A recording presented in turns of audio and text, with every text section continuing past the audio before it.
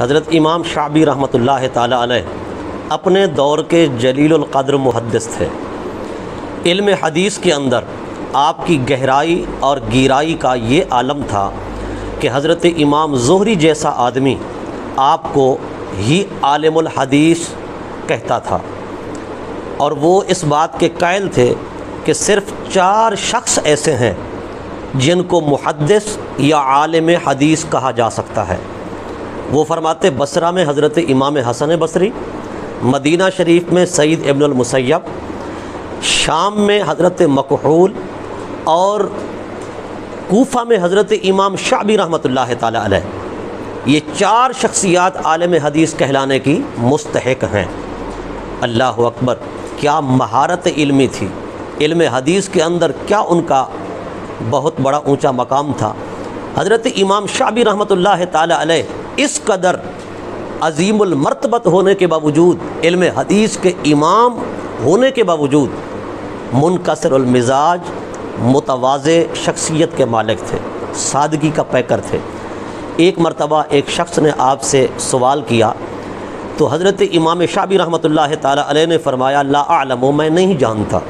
تو اس نے کہا آپ فقیہ عراق ہیں، کوفہ کے بہت بڑے امام ہیں، آپ کو شرم نہیں آتی کہ آپ اتنے بڑے امام ہو کر کہتے ہیں میں نہیں جانتا؟ حضرت امام شعبی رحمۃ اللہ تعالی علیہ نے فرمایا میں وہ بات کہنے سے کیسے شرماؤں جو بات اللہ کے فرشتے بھی کہتے ہیں، اللہ کے فرشتے بھی وہ بات کرنے سے نہیں شرماتے۔ اس سائل نے کہا وہ کیسے؟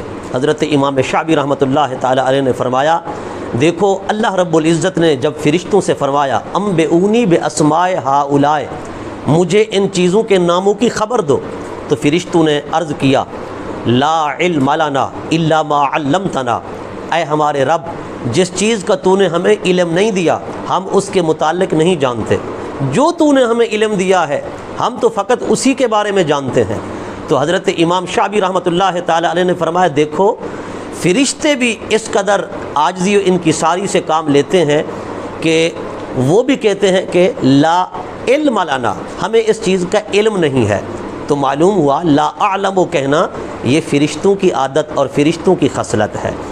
ہمارے بزرگوں کا طریقہ کار تھا، وہ علم کے بغیر فتویٰ نہیں دیتے تھے۔ حضرت امام مالک بن انس رحمۃ اللہ تعالی علیہ عالم مدینہ، امام دار الہجرت تھے۔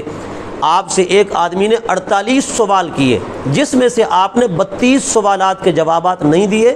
آپ نے فرمایا لا اعلم، اس نے کہا حضور بڑی امید لے کر آیا تھا، آپ پھر بھی کہتے ہیں لا اعلم۔ آپ نے فرمایا لوگوں سے جا کر کہہ دینا ان سوالات کا جواب مالک کو نہیں آتا۔ اللہ اکبر، کیا ان کی تواضع تھی، انکساری تھی۔ حضرت عبداللہ بن مسعود رضی اللہ تعالیٰ عنہ فرماتے ہیں جو بندہ لا اعلم کہتا ہے یا لا ادری کہتا ہے یہ اس کے آدھے علم کی نشانی ہے۔